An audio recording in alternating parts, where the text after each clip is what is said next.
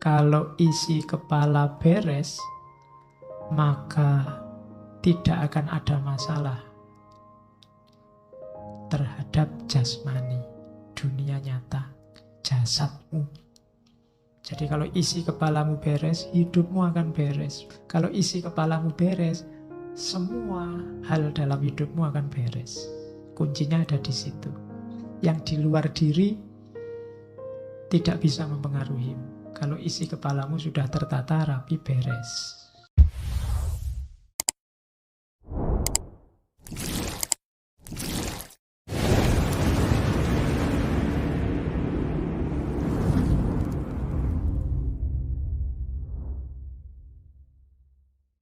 Oke, bismillah. Assalamualaikum warahmatullahi wabarakatuh. Bismillah, kita lanjutkan ngaji kita. Malam hari ini kita ganti sesi. Oke, selanjutnya. Oke, ini salah satu pidatonya. Suatu ketika Umar pidato begini.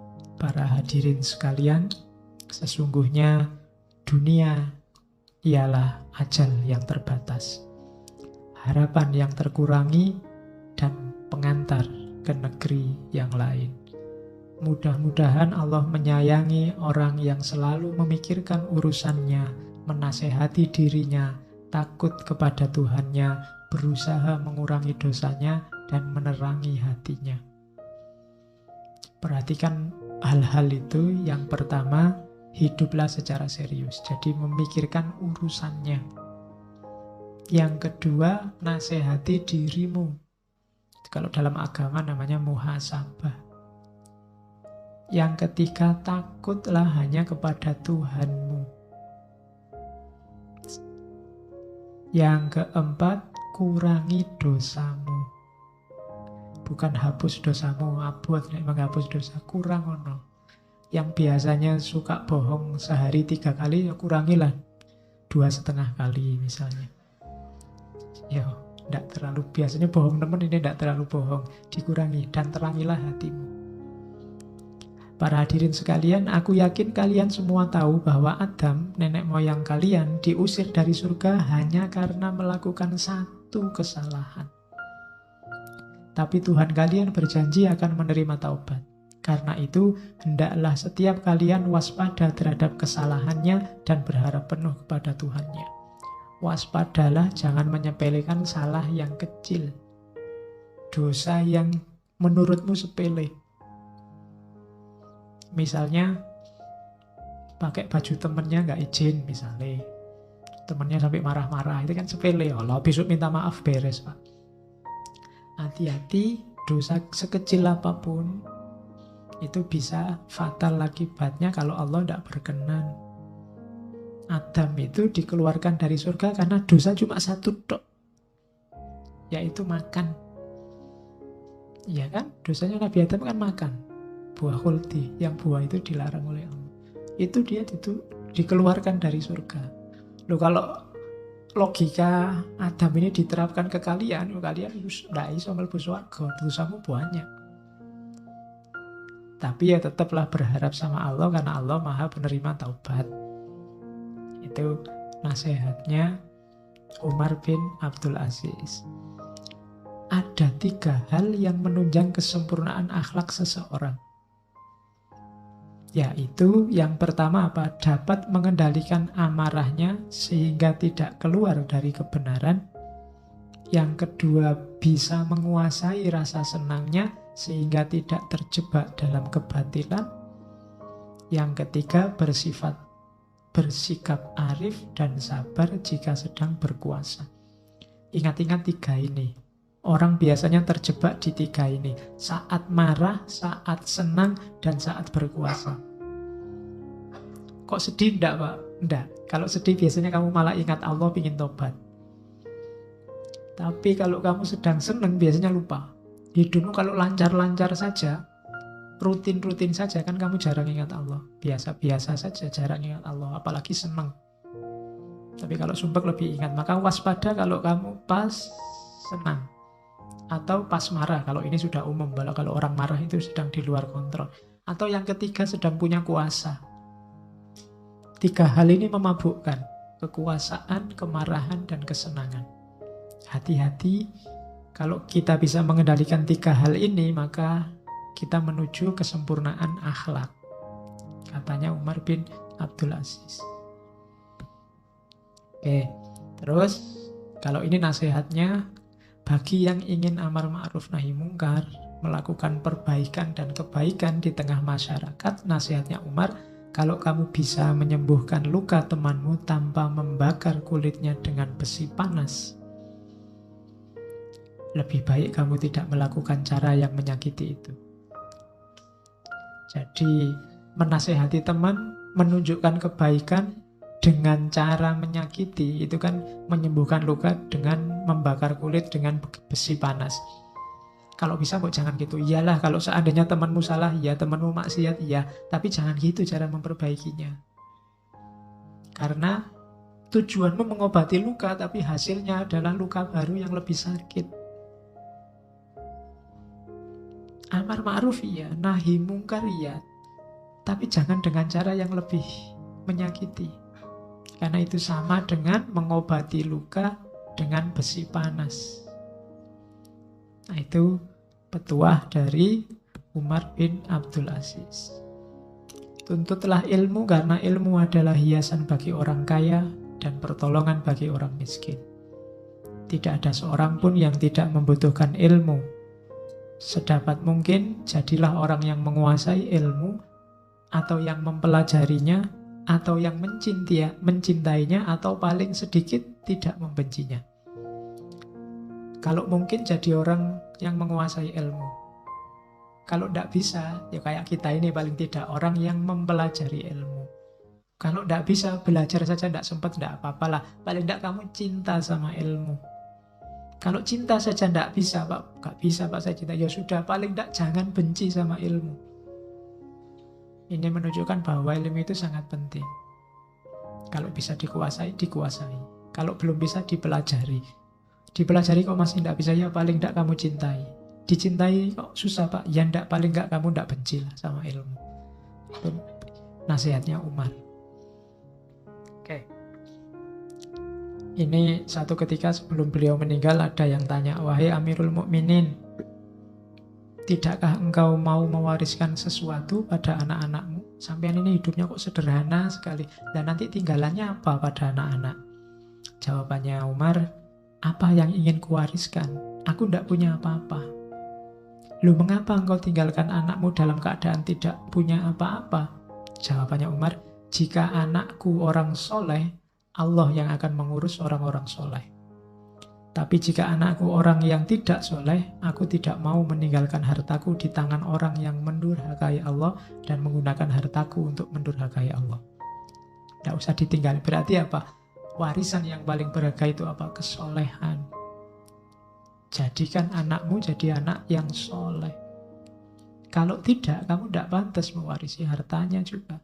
Karena harta itu akan dipergunakan untuk mendurhakai Allah. Menggunakan harta di jalan yang dimurkai oleh Allah. Nah, itu jawabannya Umar bin Abdul Aziz. Terakhir, ini kalimat pada anaknya. Satu ketika Umar bilang pada anaknya, ya bunayya idza soluhar ra'su falaisa alal jasadi ba'sun.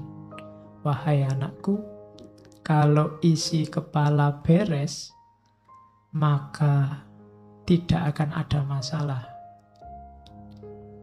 terhadap jasmani, dunia nyata, jasadmu. Jadi kalau isi kepalamu beres, hidupmu akan beres. Falaisa alal jasadi ba'sun itu, maka tubuhmu tidak akan punya masalah apa-apa. Berarti yang dibereskan pertama apa? Isi kepala, pikiran, ilmu. Dunia ini kacau karena ro'asnya tidak soleh. Isi kepalanya tidak beres. Kalau isi kepala beres, maka laisa alal jasadi ba'sun. Kalimat ini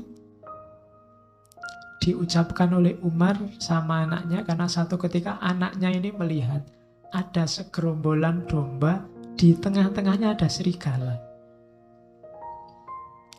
Tapi kok dombanya malah aman, tidak dimakan tuh oleh serigala. Kok bisa begitu? Jawabannya Umar, idza saluhar ra'su falaisa 'alal jasadi ba'sun.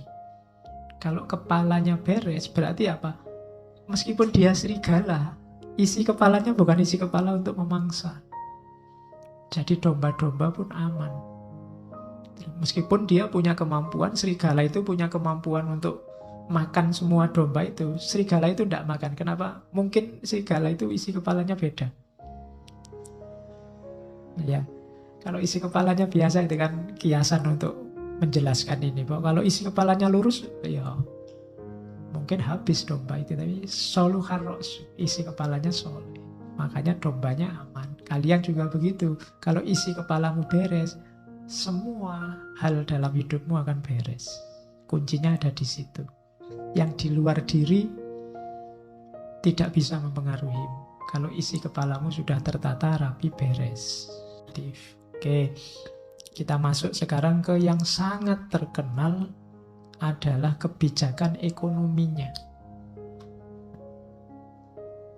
Saya tadi bilang Gemah Ripah Loh Jinawi Toto Tentrem Kertora Harjo. Gemah Ripah Loh Jinawi itu kondisi ekonominya luar biasa. Banyak riwayat yang menyebut bahwa di zaman Umar, amil zakat itu kesulitan nyari mustahik zakat. Jadi zakat ini diberikan ke siapa? Itu kebingungan mereka. Dibandingkan sekarang ya. Yang wajib zakat sembunyi-sembunyi. Sampai di mal-mal itu ada yang nari zakat bikin stand. Kalau zaman Umar tidak sampai seperti itu.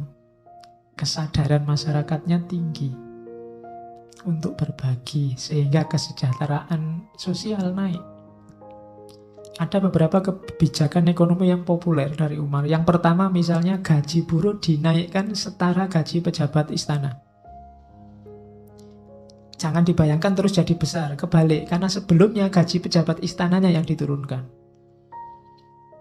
Jadi karena gaji pejabat istananya diturunkan, yang menaikkan gaji buruh setara pejabat istana tidak berat. Karena memang di antara kebijakan awalnya Umar, pemimpin-pemimpin yang tidak kompeten, baik secara kemampuan maupun secara moral, diganti semua. Jadi pemimpinnya bagus-bagus semua. Orientasinya bukan nyari uang dengan jabatannya, sehingga digaji tidak sangat besar pun tidak masalah. Jadi buruh, orang kecil jadi sejahtera. Semua pejabat dilarang menggunakan uang negara, uang umat untuk modal usaha pribadi. Itu kebijakan zaman itu luar biasa.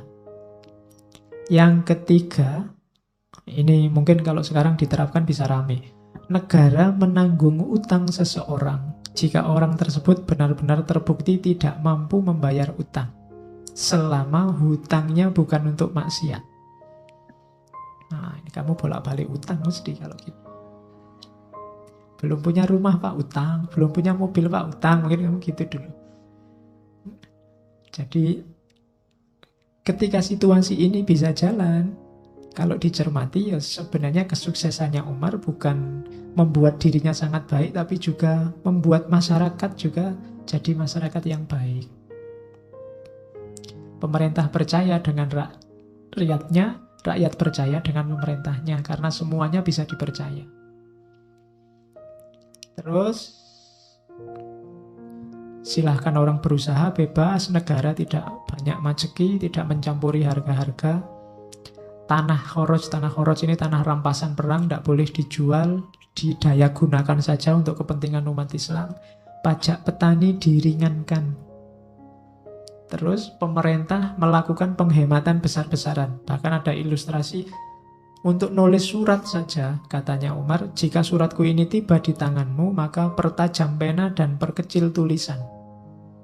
Gabungkan keperluan-keperluan yang banyak dalam satu lembar, karena kaum muslimin tidak memerlukan kata-kata yang panjang yang merugikan Baitul Mal. Jadi kalau mau nulis, ya sudah usah bertele-tele basa-basi, maunya apa gitu aja.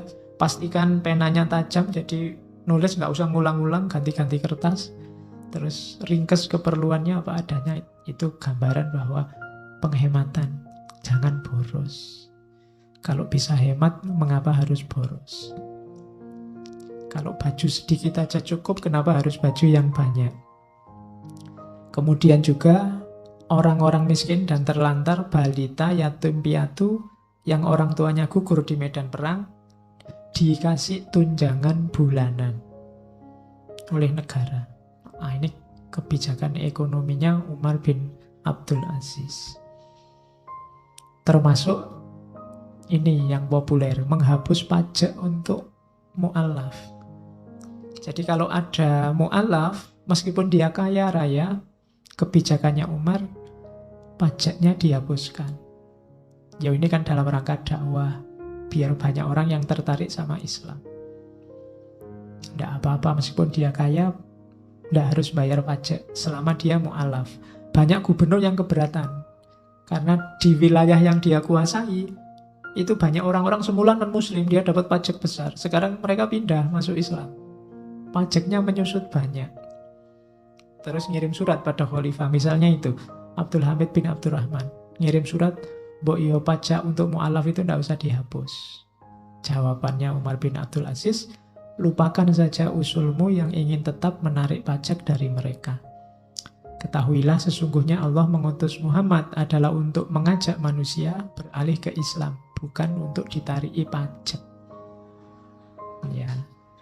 Setiap orang kafir yang masuk Islam harus diberi bagian harta zakat dan tidak dikenakan kewajiban membayar pajak. Jadi dia dapat zakat, tidak boleh bayar pajak. Yang mewarisinya adalah keluarganya, dan keluarganya tetap bisa dapat hak waris seperti halnya orang-orang Islam. Ya kalau tidak punya hak waris, warisannya jadi milik kas negara. Gubernur Mesir juga protes, dijawab oleh Umar bin Abdul Aziz, sesungguhnya Allah mengutus Muhammad adalah sebagai Rasul yang menunjukkan manusia pada jalan yang lurus, bukan sebagai penarik pajak. Jadi untuk hal yang baik-baik semacam ini Umar tegas. Jadi demi apa? Syiarnya Islam, kejayaannya Islam. Biar orang tertarik untuk masuk ke Islam dan terus mereka tahu isinya Islam yang baik-baik. Ini contohnya ilustrasi keberhasilan kebijakan ekonomi. Jadi suatu ketika Umar bin Abdul Aziz mengirim surat pada Hamid bin Abdurrahman, gubernur Irak, agar semua gaji dan hak rutin di provinsi itu dibayar. Balasannya Abdul Hamid, saya sudah bayar semua gaji dan hak-hak, tapi Baitul Mal masih banyak uangnya. Terus Umar merintah, kalau gitu cari orang yang dililit utang, tapi tidak boros, beri dia uang untuk melunasi hutangnya. Sudah dilakukan, Abdul Hamid nulis surat lagi, saya sudah membayarkan utang mereka, tapi Baitul Mal masih sisa banyak. Umar merintah lagi, kalau ada orang lajang yang tidak punya harta, terus dia ingin nikah, iya, seru ya. Seneng kamu. Nikahkan dia dan bayarlah maharnya.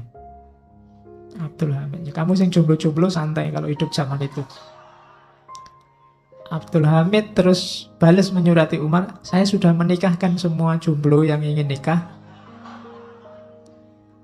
tapi uangnya juga masih sisa. Terus Umar memikirkan, kalau gitu coba cari orang yang biasa membayar jizyah dan kharaj. Ini orang-orang Mawali tadi yang terpinggirkan tadi. Kalau ada yang kurang modal, beri pinjaman pada mereka agar mampu mengolah tanahnya. Dan kita tidak nuntut pengembalian, kecuali nanti kalau sudah sukses setelah 1 atau 2 tahun. Nah, itu menggambarkan betapa suksesnya beliau meskipun hanya 2 tahun sekian bulan mengatasi problem ekonomi negara. Oke, yang ekonomi sudah. Sekarang tentang yang ilmu dan pendidikan. Saya bilang tadi Umar ini gurunya 33, yang 8 sahabat, yang 25 tabi'in. Maka beliau sangat concern dengan dunia pendidikan.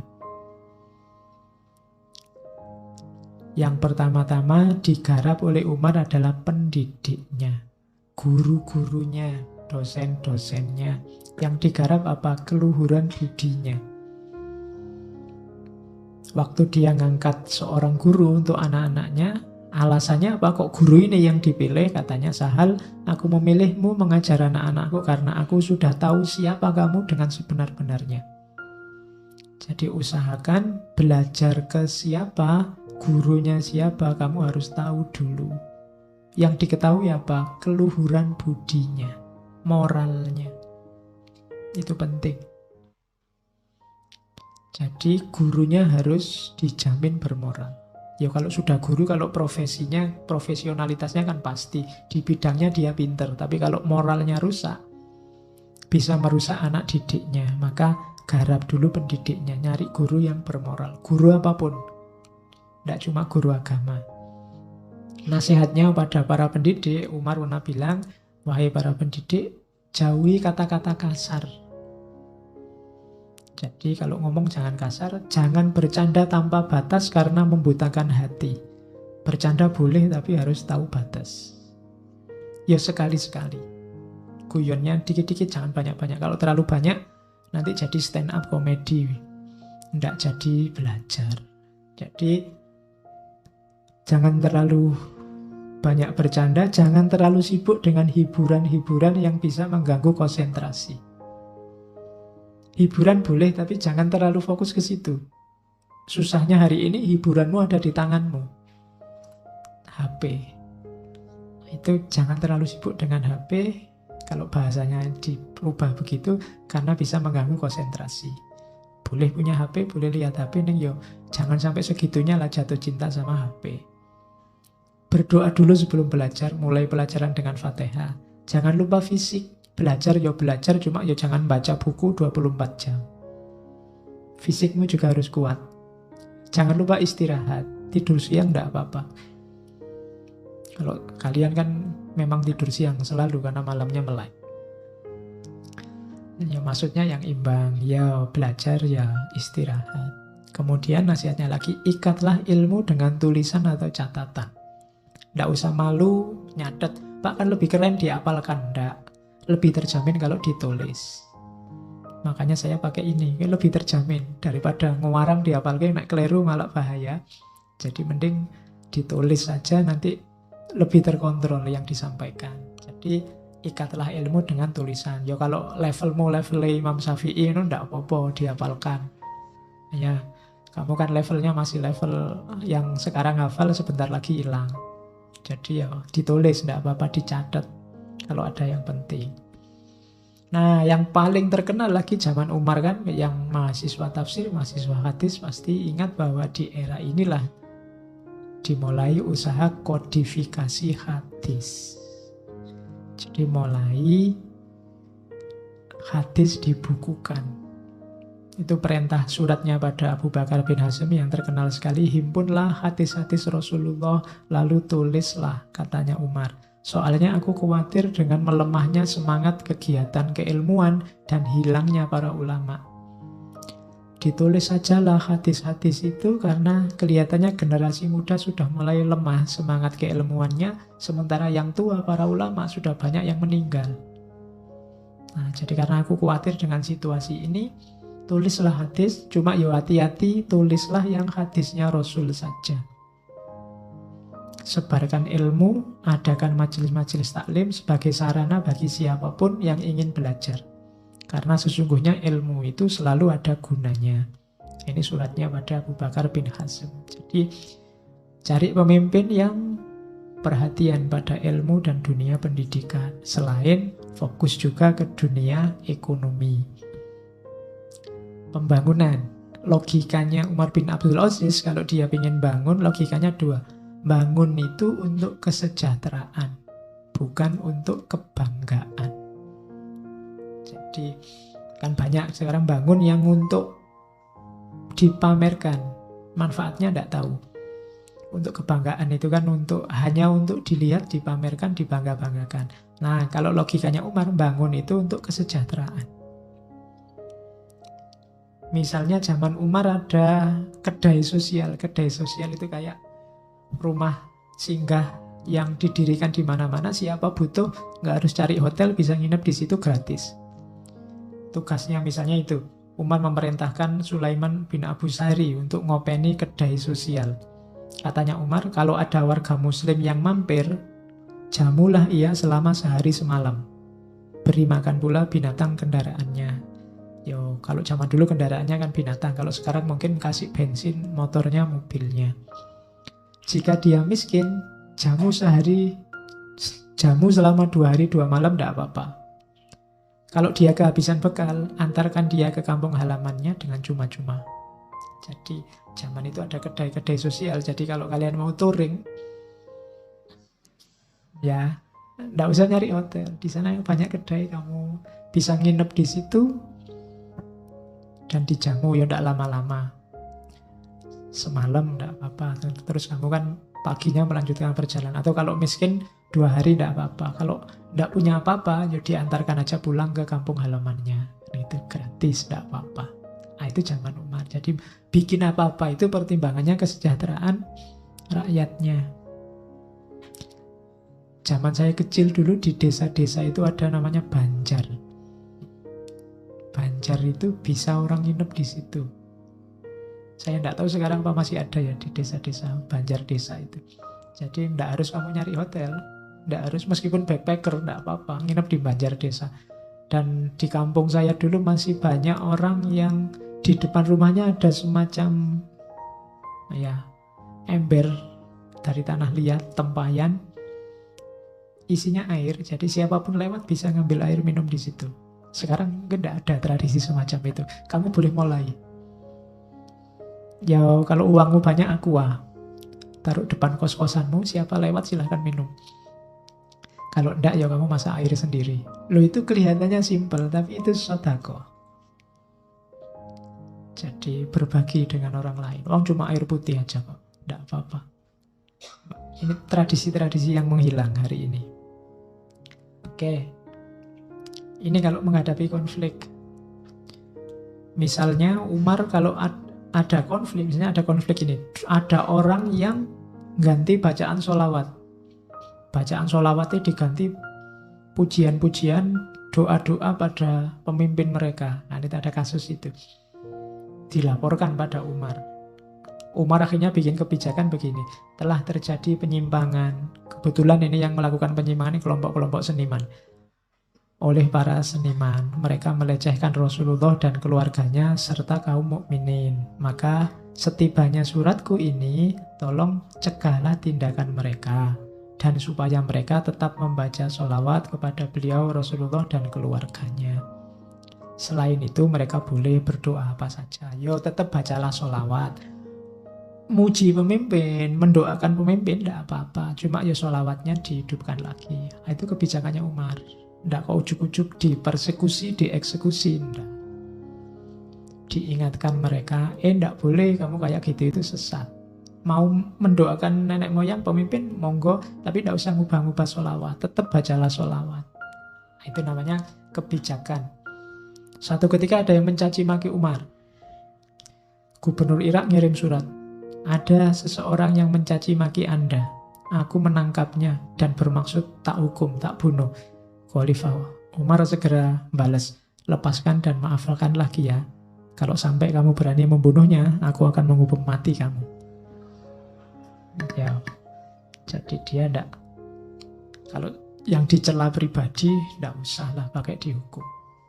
Kalau kamu berani menghukum-hukum orang yang mencela, nanti orang malah enggak berani lagi ngeritik aku. Padahal kritik itu perlu untuk perbaikan. Yang tidak mau dikritik tidak akan jadi lebih baik, karena yang sekarang dianggap sudah baik. Ya yang sekarang ya insya Allah sudah baik, tapi kan di titik tertentu ada kelemahannya. Di situ gunanya kritik. Dan Umar sadar betul itu. Makanya jangan bungkem, jangan menghukum orang yang mengkritik. Mungkin orangnya kurang pinter sehingga kritiknya keluarnya caci maki. Itu yang ada di pikirannya Umar. Oke, satu ketika Umar ditanya tentang konflik antara Bani Hashim, Bani Umayyah. Ini kan konflik yang tidak selesai-selesai sepanjang sejarah Islam. Bani Hashim dan Bani Umayyah. Katanya Umar, Itu kan peristiwa berdarah. Dan Allah menjaga tanganku dari peristiwa itu.